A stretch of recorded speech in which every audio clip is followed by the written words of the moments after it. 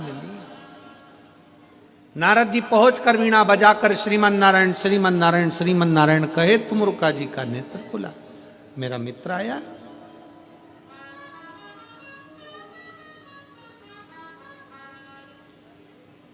जिससे तुम्हारी बहुत अच्छी मित्रता हो, बहुत अच्छी मित्रता। धन की मित्रता नहीं,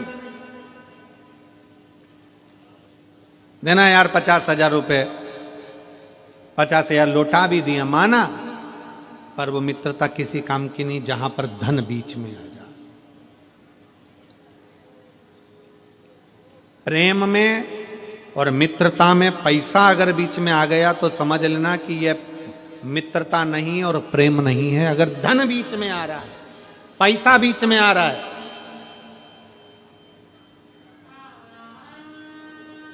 तो वो मित्रता भी नहीं है, वो प्रेम भी नहीं है। प्रेम समाप्त, मित्रता समाप्त।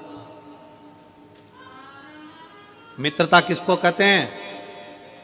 सुदामा जी ने भगवान कृष्ण से नहीं कहा कि मेरी दशा बेकार है, तंदूल दिए, भगवान ने खाए और बिना मांगे ही 3 लोक का राज्य दे दिया। वो मित्रता कहलाती है, वो मित्रता कहलाती है।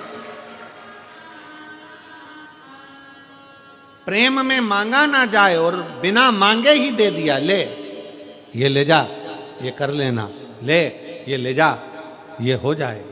मित्रता में और प्रेम में मांगा ना जाए, मुख की दशा देखकर समझ जाया जाए कि क्या।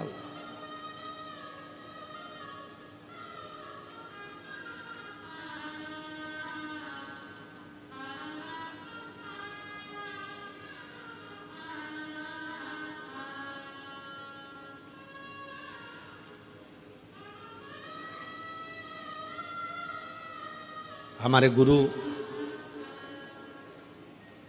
जो अभी इस मृत्यु लोक में तो नहीं है, गोलोकवासी परम पूज्य श्री विठलेश राय काका जी महाराज, इंदौर गोवर्धन नाथ हवेली, वो हमेशा एक बात कहते थे, मिश्रा प्रदीप,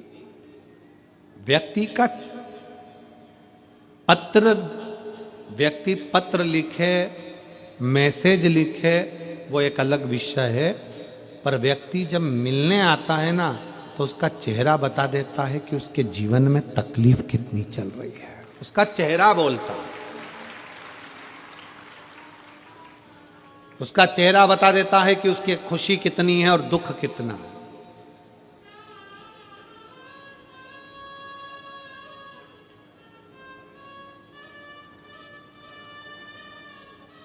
कितना दुख है, कितनी खुशी है, ये उसका चेहरा। कल रात्रि का एक प्रसंग स्मरण आया। रात्रि को कोई एक जीजी अपनी सास, अपनी ननद, सबके साथ में बिलासपुर से आई होगी, सुबह की चली होगी, रात को आते आते ट्रैफिक में फंस गई होगी, लेट पहुंची। कोई बच्चा उसके साथ में था, छोटा सा, कोई होगा प्रॉब्लम। अब हम नीचे मिलने 7, 7:30 बजे सबसे आए, उसके बाद में हम हमारे कक्ष में चले गए, अपनी माला में लग गए, जप में।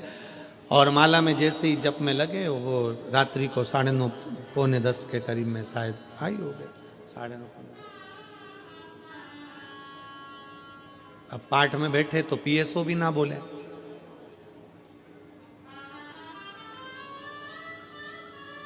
कई बार यजमानों को लगता है कि हमें पीएसओ मिलने नहीं देते। पीएसओ को शक्ति है कि वो हमारे कमरे में ना तो ब्राह्मण आवे, ना पीएसओ आवे, ना कोई आवे, अपना जाप, अपना भजन, काफी।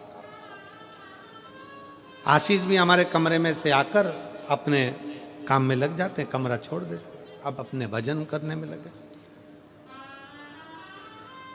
अब कमरे के बाहर ये बात करे, थोड़ा सा पंडित जी आके बोले कि कोई एक महिला है, बच्चे को लाई है और बड़ी तकलीफ में आई है, बहुत बिलासपुर से आई है, दिल्ली में उसका इलाज चल रहा है बच्चे का।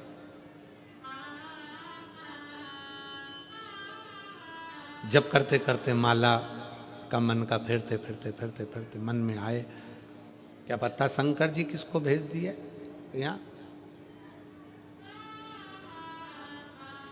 आखिरी में हम ही उठकर गए। हमने कहा वो इतनी रात को 9:30-10 बजे आई है, 5 मिनट उसकी सास को बोलो कि नीचे जीने पे खड़ी रहे और हम ऊपर से उसको बात करें। अर्थात उस बुजुर्ग मां का चेहरा बोल रहा था कि उसके भीतर की तकलीफ क्या है। हमारे गुरु के शब्द हमें याद आ गए कि प्रदीप, पत्र बाद में बोलेगा, लेटर बाद में बोलेगा, मैसेज बाद में बोलेगा, शादी की पत्रिका देने आने वाला व्यक्ति का चेहरा बोल जाता है कि तुम्हें शादी में आना है कि नहीं आना है। पत्रिका तुम देने के लिए आए हैं क्योंकि सबको दिए तो तुम्हें देना पड़ेगी, पर देने वाले का चेहरा बोल जाता है कि शादी में बुलाया गया है कि नहीं बुलाया गया। उसी तरह हृदय से दुख सामने प्रकट हो जाता, कह दिया। कई बार कुबेरेश्वर धाम पर लोग आते हैं, हम मिलते नहीं, पर प्रयास करते हैं अपनी खिड़की में से उनको देख लेते हैं, झांक लेते हैं, समझ लेते हैं कि आया कोई आस लेकर, कोई विश्वास लेकर बाबा कुबेर भंडारी के दरवाजे पर पहुंचा। कुबेर भंडारी और जो रही, कैंसर हुआ, बाबा का दरवाजा नहीं छोड़ा, कुबेरेश्वर धाम चली गई, लोट लगा ली बाबा के चरणों में, पड़ी रही, विनय करा, रुद्राक्ष लिया, जल पीना चालू करा, जांच कराने नागपुर फिर गई, फिर मुंबई गई और बाबा की कृपा से कैंसर मुक्त हुआ। ये शिव कृपा है, ये शंकर की विश्वास। पर एक निवेदन है, डॉक्टर भी शंकर का एक रूप होते हैं। तुम रुद्राक्ष का जल पियो, चाहे शिव पे चढ़ा जल पियो, चाहे बेलपत्री खाओ, पर डॉक्टर जैसा जैसा बताए वैसी वैसी दवाई खाओ, डॉक्टर जैसा जैसा बोले वैसी वैसी जांच कराओ, क्योंकि डॉक्टर को भी हम शंकर का एक अंश मानते हैं। हमारी व्यासपीठ डॉक्टर को शिव मानती है। क्यों मानती है? क्योंकि केवल एक डॉक्टर ऐसा होता है जिसका दुश्मन भी अगर तकलीफ में आकर खड़ा हो जाए तो डॉक्टर केवल ऐसा होता है कि दुश्मन को दुश्मन नहीं मानता, उसको ठीक करने की जवाबदारी ले लेता है, वो डॉक्टर होता है। डॉक्टर शंकर का एक रूप होता है, जिसके हाथ में मेरे शिव ऐसी औषधि दे देते हैं कि कोई रोगीला व्यक्ति आता है ना, और डॉक्टर प्रसन्नता में कह देता है ये जांच करा लो, कोई दिक्कत नहीं, सब हल है चिकित्सा में, सब कुछ है चिकित्सा में, आप टेंशन मत लो, धीरे धीरे ठीक हो जाओगे। डॉक्टर जब ऐसा कहता है ना तो समझो कि शंकर खुद कहता है कि ये ठीक हो सकता है, इसका इलाज है।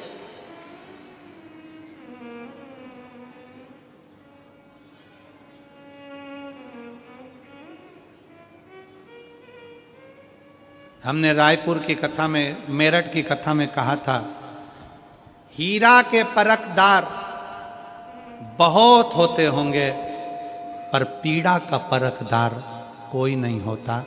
पीड़ा का परखदार तो केवल एक डॉक्टर होता है जो व्यक्ति का चेहरा देखकर उसकी पीड़ा जान लेता है। पीड़ा का परखदार,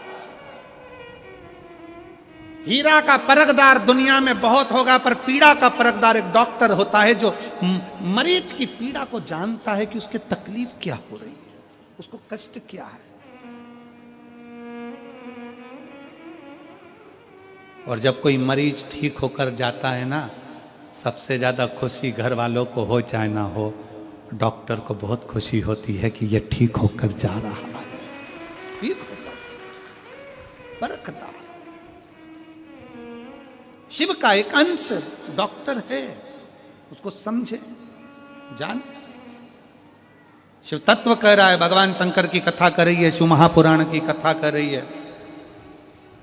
विदालोत्पल ब्रह्मा जी का तप करने के लिए बैठ गए, ब्रह्मदेव का तप करते रहे पर ब्रह्मा जी प्रकट नहीं हुए, क्योंकि ब्रह्मा जी को मालूम था ये मांगेंगे क्या, अमर होना है इनको, अमर।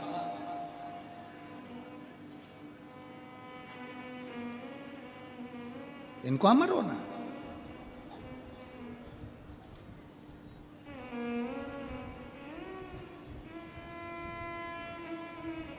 ब्रह्मा जी प्रकट नहीं हुए तो विदल उत्पल को क्रोध आ गया।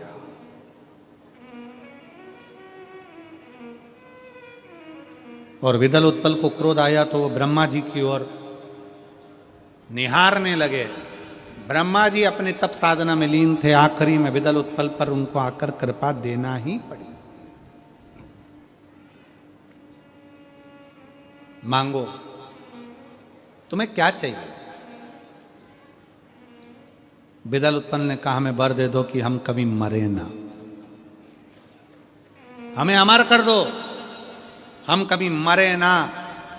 शिव महापुराण की कथा कहती है संसार में जन्म लिया है तो मृत्यु तो आएगी। अब तुम रोकर जियो चाहे मुस्कुरा कर, तुम्हारे ऊपर निर्भर करता, मौत तो आना है।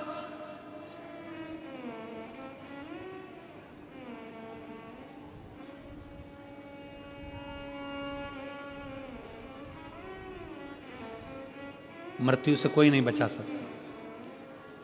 हां, इतना जरूर है,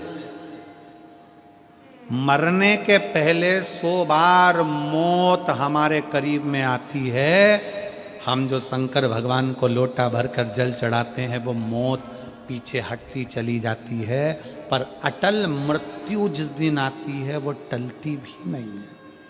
अटल मृत्यु।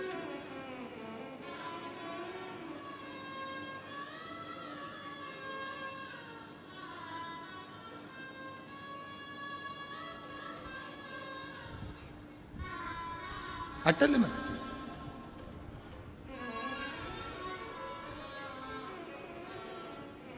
वो कहते हैं ये शरीर दुर्बल होता चले जाता है, शरीर गलता चले जाता है, इस शरीर को चाहिए कि वो शिव तत्व की ओर जाए। शिव तत्व